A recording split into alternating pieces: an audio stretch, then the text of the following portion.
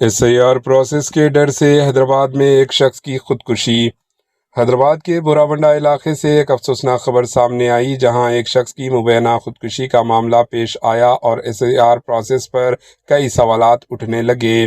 اہل خانہ کے مطابق متوفی سرکاری ڈاکومنٹس میں موجود غلطیاں خامیوں کو ٹھیک کروانے کے لیے کافی عرصے سے کوششیں کر رہے تھے اور اس سلسلے میں تقریباً 1.5 لاکھ روپے خرچ کیے تھے۔ ان کا دعویٰ ہے کہ صرف آمدنی یعنی انکم اور کاسٹ کے سرٹیفکیٹ کی ٹھیک کرنے پر ہی تقریباً 40,000 روپے خرچ ہوئے۔ فیملی کے مطابق پاسپورٹ، آدھار کارڈ اور بچوں کے ڈاکومنٹ میں ناموں کے فرق کے باعث وہ شدید ذہنی دباؤ کا شکار تھے۔ انہوں نے اپنے 2 خصوصی ضرورتوں والے بچوں کے مستقبل کی بھی گہری فکر تھی۔ پولیس نے اس واقعے کی تحقیقات شروع کر دی اور تمام پہلوؤں سے معاملے کا جائزہ لیا جا رہا ہے۔ فی الحال واقعے کی وجوہات کی باضابطہ تصدیق تحقیقات مکمل ہونے کے بعد ہی ہو سکے گی۔ اگر آپ یا آپ کا کوئی جاننے والا شدید ذہنی دباؤ یا مایوسی کا شکار ہے تو آپ اپنے اہل خانہ، دوستوں یا کسی ماہر نفسیات سے فوری رابطہ کریں۔ بروقت مدد زندگی بچا سکتی ہے۔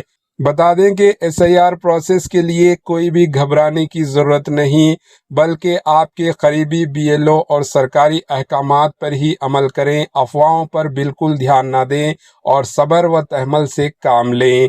آپ کی بھی رائے کامنٹ کے ذریعے ضرور بتائیں۔ Bureau report AHN news. السلام علیکم، میرا نام شیخ اسماعیل ہے۔ میرے بھونے بھی ہونا ایک طرف سے ماموں بھی ہونا، میں بہن کے طرف سے بھائی ہونا، ان کے طرف سے بھانجا ہونا۔ میری بہن جو ہے نا کچھ بھی نہیں ہوتا، یہ SR کے واسطے انہوں پیپراں لائے، سب بتائے۔